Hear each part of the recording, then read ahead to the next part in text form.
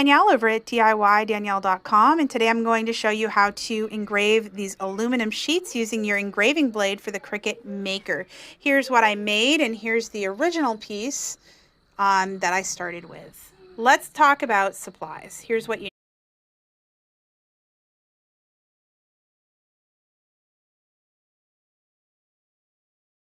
need. Remove the protective film and go ahead and place your sheet on the mat.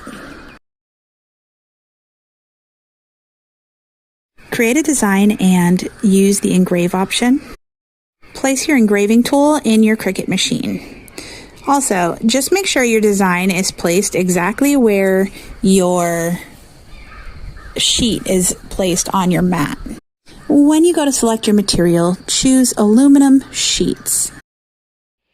For thicker projects, these little pieces right here need to be pushed all the way to the right so they don't interfere with cutting or move your materials around. So I already have mine over here. Now you let the machine do the work. As you can see, I used duct tape to hold my metal sheet in place. This helps keep it from shifting while the machine is doing the engraving.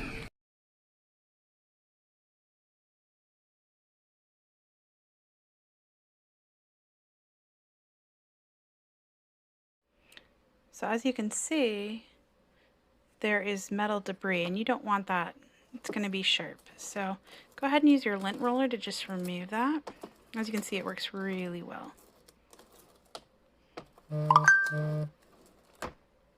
Use a soft cloth to wipe down your machine to make sure there's no metal pieces anywhere left over. Okay, so if you have any sharp edges, you can go ahead and sand them. However, this is actually not a problem on these. As you can see, I can run my finger over it. I'm not getting any cuts or anything like that. So I'm not going to bother. I'm going to skip that step. And that's all there is to it.